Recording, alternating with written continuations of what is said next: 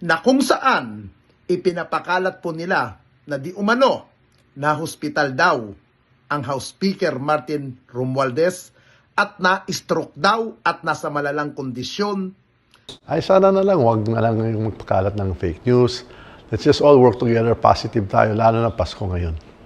Happy Sunday po sa ating lahat ngayong December 8, 2024. Alam niyo po mga kaibigan, siguro po may mga nakita na po kayong mga posting sa social media na kung saan ipinapakalat ng mga troll. Opo. Ito pong mga troll na sinasabi ko katuwang ang mga vlogger fanatic na mga kupal, mga tanga na walang magawa sa buhay kung hindi magpakalat para sirain at magbigay ng maling impormasyon. Ano po ba tinutukoy ko, mga kaibigan? Ito po, na kung saan ipinapakalat po nila na di umano na hospital daw ang House Speaker Martin Romualdez at na-stroke daw at nasa malalang kondisyon. Yung pong mga ipinapakalat po nila ay isang malaking fake news. Isang kasinungalingan dahil maayos po ang lagay ni Martin Romualdez. At higit sa lahat, alam niyo po, sa ganitong pagkakataon, may naaalala po ako na kung saan sinasabi nga po ng mga nakakatanda. At madalas natin itong marinig. Pag ang puno, mabunga, madahon, maganda ang ginagawa, maganda ang pakinabang sa may-ari ng puno, pilit itong titibagin. Pilit itong wawasakin at pilit itong ipapakalat para maging masama ang puno na yan.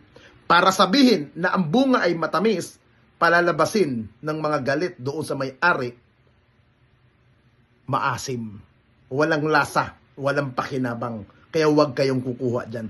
Ganyan ang tinuturing nila kay House Speaker Martin Romualdez. Kasi po, hindi naman po natin masisisi itong mga depender ni dating Pangulong Duterte at ni BP Sara. Kasi nga, alam po nila na balakid sa kanila si Martin Romualdez.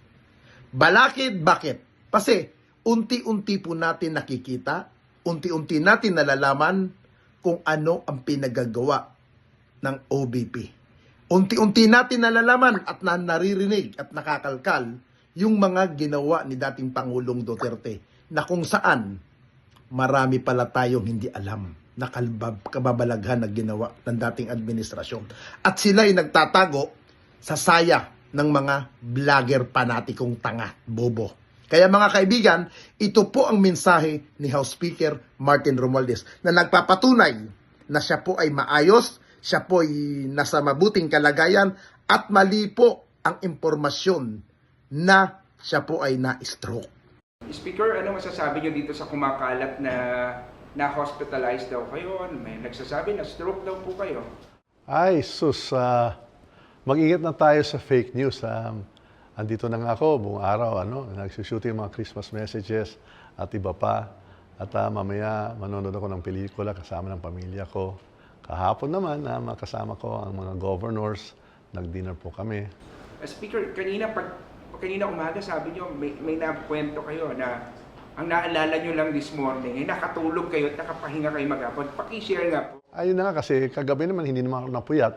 At ang sarap yung tulog ko at saka wala akong maaga na appointment kaya himbing-himbing ang tulog ko kaya refresh ako kaya kumbaga ironic. Now I'm feeling very, very strong and very energetic, lalo na itong araw na to.